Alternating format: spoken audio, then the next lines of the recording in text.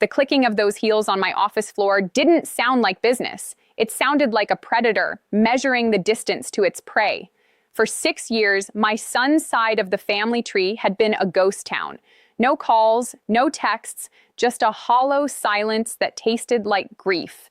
Then, on a Friday afternoon that should have been ordinary, the door to Mitchell Construction didn't just open, it was invaded. My son, Robert, walked in without a knock, looking like a man who had traded his soul for a survival kit. Beside him was a woman with eyes as cold as a winter morning in a graveyard.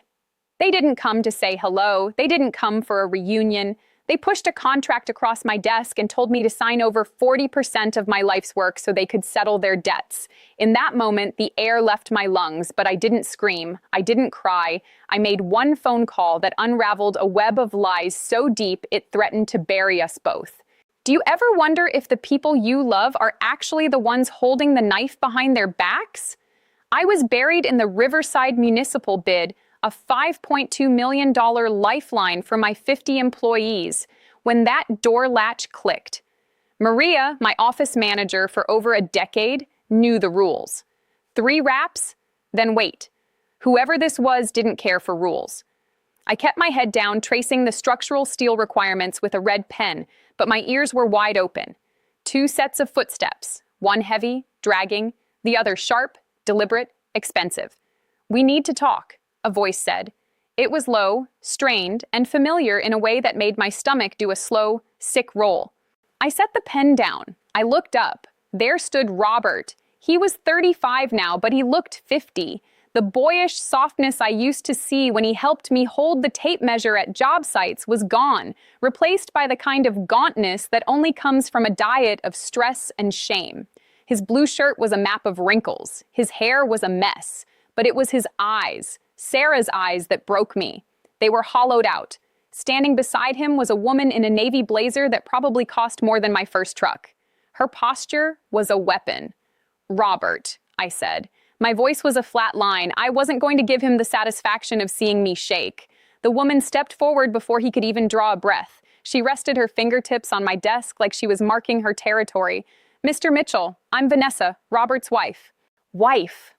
The word felt like a physical blow. 6 years of silence.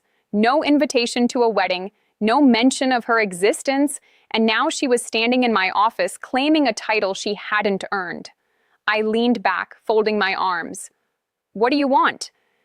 "Robert owes $350,000, Vanessa said. Her voice was smooth, professional, and entirely devoid of empathy. "Creditors are circling. We're offering you a solution. Sign over 40% equity in Mitchell Construction to Robert tonight. We'll manage the debt. You don't lose cash, just a stake." 40%. She wanted a nearly half share of the company Sarah and I had built out of sweat and red dirt since 1985. "Get out," I said quietly. "Excuse me?" Vanessa blinked, the first crack in her mask appearing. "Get out, both of you." Robert's head snapped up. "Dad, please." I stood up, planting my hands on the desk. "You don't get to call me that, not after 6 years, not when you walk in here like a debt collector." I looked at Vanessa. "Monday morning, 9 a.m., you come back and we talk, not negotiate, talk. You want my time? You ask for it like an adult." She stared at me, searching for a weak spot, but I was made of reinforced concrete that day. Finally, she straightened her blazer. "Monday, 9 a.m. She turned on her heel, and Robert followed her out like a dog on a short leash. The moment the door shut, I grabbed my phone. My hands were finally shaking. I called Martin Reynolds, my business partner, and the only man who had been with me through Sarah's funeral and every failed pour we'd ever had. "Robert just left," I told him. The silence on the other end was heavy. "Your son Robert? What did he want?" "He wants the company, Martin, or 40% of it. He's married to someone named Vanessa. She's the one pulling the strings." "Brandon, listen to me." Martin's voice was sharp. "You don't disappear for 6 years and come back for equity without a plan. This isn't desperation. This is a heist. Let me make some calls. I'm going to run a background check on this wife of his." I sat in the silence of my office, the Riverside bid blurring before my eyes. I thought back to 2014. The last time I saw Robert, he was shaking so hard he couldn't hold a coffee cup. He had $350,000 in gambling debts then, too. I had sold the house Sarah and I bought in '87. I drained my retirement. I took a mortgage against the company. I gave him $620,000 and told him I couldn't watch him destroy himself anymore. I told him he was cut off until he got real help. He took the check and vanished. I drove home on autopilot, past the strip malls and the heat shimmer of the Gulf Freeway. My house was a dark, quiet box. I poured a whiskey I didn't drink and stared at a phone that never rang. Loneliness makes dangerous choices feel reasonable, but I wasn't going to let that loneliness make me stupid. Saturday morning, Martin called me with a voice that sounded like it had been dragged through gravel. "Get to the office, now." When I walked in, Martin's desk was a war room of printed documents and legal letterheads. He looked up, his reading glasses sliding down his nose. "Her name isn't Vanessa Pierce, Brandon. It's Victoria Castellaniano, 38 years old. Disbarred California attorney, 2017, client fraud." He slid a photo across the desk. It was her. Same cold eyes, same sharp face. "She changed her name in 2018, Martin continued, "and she's done this before, 3 times that I can confirm." He showed me the list. Victim 1, David Lawrence, a widower with a son who had a pill problem. Victoria met the son at an NA meeting.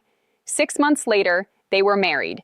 She got 35% of the father's medical supply business. The father had a heart attack a year later. Victim 2, James Kowalski, logging business. Son had a gambling problem. Victoria met him at Gamblers Anonymous. Faked a pregnancy to get 40% of the company. The son didn't survive the guilt. "She's a predator, Brandon," Martin said. "She finds broken men with wealthy, widowed fathers and she dismantles them piece by piece."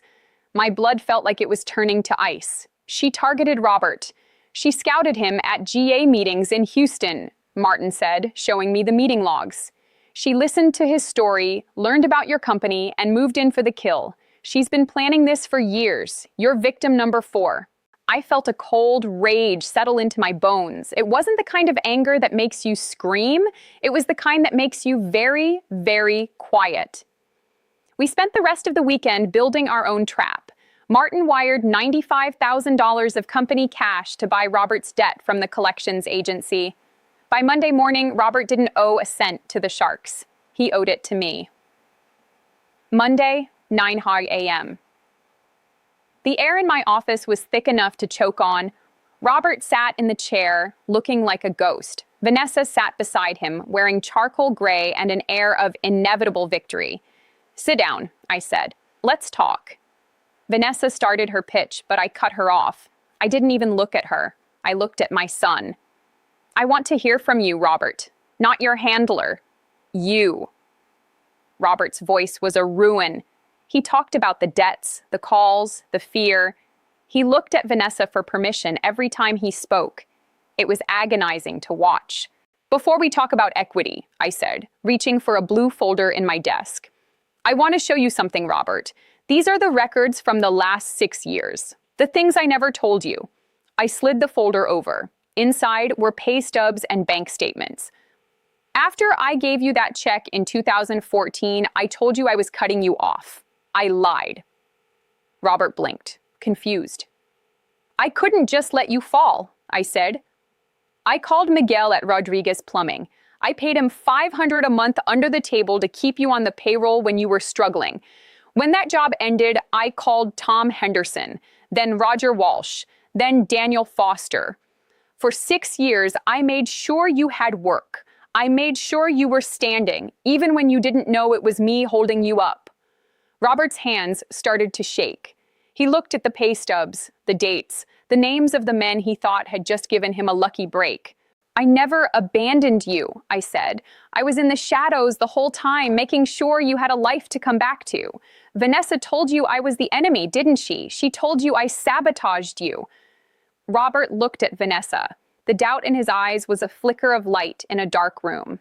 "She lied to you, son," I said. Then I turned my laptop around. I played the videos Martin found. Rebecca Lawrence and Margaret Kowalski, the sisters of the men Victoria had destroyed. Robert watched as these women described the exact same script he was currently living. The meetings, the quick marriage, the demand for equity, the eventual ruin. Then I pushed the final blow across the desk, the photos of Vanessa's journal.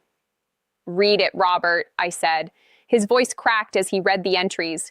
"Trigger gambling relapse. Introduce R to Marco. Target $300,000 debt for leverage. Extraction target $3.2 million. The silence that followed was broken only by the sound of Robert's spirit finally snapping. He looked at Vanessa, and for the first time, he saw the predator, not the wife. "I bought your debt this weekend, Robert," I said. "You don't owe the Sharks. You owe me. And I've got a divorce petition right here. You sign it, and Martin walks it to the courthouse today. She won't touch a cent of your life ever again." Vanessa stood up, her face a mask of pure, ugly spite. "He's not signing anything." "I'm not talking to you, Victoria," I said, using her real name. "I'm talking to my son." Robert didn't hesitate. He grabbed the pen and signed, the promissory note to me and the divorce papers for her. He did it with a steady hand, a man finally waking up from a long, drugged nightmare. Desire whispers louder than guilt, but the truth screams louder than both. Vanessa walked out without a word, but the war wasn't over. Robert moved into my guest room that night. He had a duffel bag and a toolbox. That was it. For the first few days, he just slept. Dr. Lynn, the therapist I'd been seeing since Sarah died, told me his body was crashing from years of adrenaline. By the second week, he was in the backyard fixing my broken fence. He worked with a shovel and a hammer, his hands remembering the trade I'd taught him. We started going to GA meetings together. We started therapy sessions together. It was slow, it was painful, but we were building a foundation that wouldn't crack. Then came the discovery that made my blood boil all over again. Robert mentioned a $47,000 investment Vanessa had him sign. I called Martin. We dug deeper. We found out she'd been giving him sleep aids every night. He had memory gaps, gaps she used to forge his signature on checks that drained his savings. "She drugged you, Robert," I told him when the lab results came back. "She kept you unconscious so she could steal the last of what you had." That was the final straw. We didn't just want her gone, we wanted her in a cell. We took the evidence to the district attorney, the journal, the hotel records of her meeting Marco the loan shark, the lab results. The trial was a marathon of pain. Robert had to stand on that witness stand and tell a room full of strangers how he had been played like a fool. He had to look at Vanessa in her orange jumpsuit and stay calm. And he did. He was magnificent. "She didn't break me," he told the jury. "She tried to steal my father's legacy, but she only succeeded in reminding me who I really am." Vanessa was sentenced to 15 years. Marco got 12. When the bailiff led her away, she didn't look at Robert. She looked at me, and I saw the predator's eyes one last time. They were empty. We walked out of that courthouse into the cold January air. Robert looked at me and asked, "What now?" "Now we build," I said. 3 years passed. We didn't just survive, we thrived. Robert became my partner. He estimated the Sugarland Hotel bid, a $14 million project, and he caught a structural error that would have cost us $55 grand. He earned his way up from lead laborer to president. The biggest moment of my life didn't happen in a boardroom, though. It happened on a 40-acre lot in downtown Houston. We were breaking ground on a $43 million conference center. Robert was at the podium, Emily, his wife, a real partner this time, standing by his side with her hand on her pregnant belly. "This building is named the Sarah Mitchell Memorial Conference Center," Robert told the crowd. "It's a promise that second chances matter, that families can heal, that no matter how deep you've been buried, you can always dig your way out. Loneliness makes dangerous choices feel reasonable, but love makes the impossible ones necessary." After the ceremony, we went to the cemetery. Robert knelt at Sarah's headstone and told her about her grandson, Brandon Sarah Mitchell. I stood behind him, looking at the man my son had become. I had fought for him when he couldn't fight for himself, and in doing so, I'd saved us both. As we walked back to the truck, the sun setting behind the Houston skyline, Robert looked at me.